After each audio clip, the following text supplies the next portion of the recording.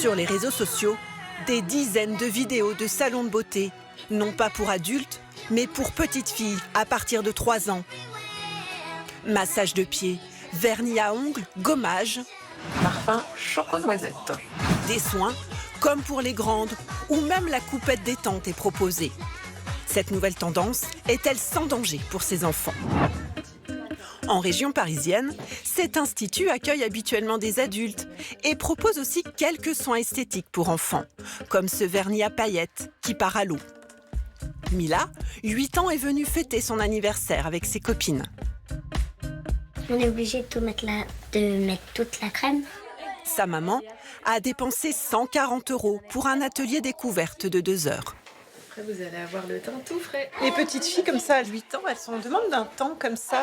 Je pense que quand les mamans sont impliquées là-dedans, forcément, on retranscrit sur nos enfants. Pour ces 7 ans, on l'a fait et ça a été vraiment...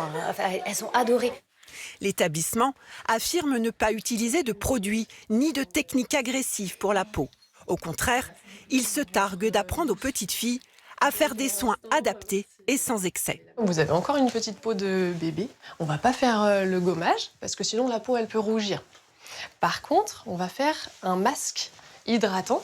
Le but, c'est pas de les transformer en poupées. Maintenant, il y a beaucoup de vidéos et de tutos sur Internet qui font qu'elles peuvent mettre tout et n'importe quoi sur leur visage et pas forcément avoir les gestes adaptés à leur peau. Donc, nous, le but, c'est vraiment de les accompagner et de les conseiller pour qu'elles aient les bons gestes. Mais d'autres instituts vont plus loin dans les soins, comme ce salon qui n'a pas répondu à nos demandes de tournage. En caméra cachée, nous nous faisons passer pour des mamans qui souhaitent organiser un anniversaire avec 8 petites filles. Et sur 8, c'est 619 € pendant 3 heures. 619 € pour le groupe. Ce salon ne reçoit que des enfants. Il en a fait sa spécialité. Et tout est fait pour nous rassurer sur le sérieux des soins. Il y a un masque à base d'argile, il y a un gommage des pieds. Moi, j'ai jamais fait à l'argile pour les enfants. Ça, il n'y a pas de... Non, il n'y a pas de souci, ça fait 2 ans qu'on l'utilise, il n'y a eu aucun problème. C'est juste de l'argile colorée rose. Et en signant une autorisation parentale, la vendeuse nous propose même une pose de vernis d'adulte. C'est juste une autorisation avec le vernis à l'eau, le vernis normal. Il y a une marque spécifique? Non, il n'y a pas de marque spécifique, mais... Nous n'en saurons pas plus sur la composition et l'origine des produits utilisés.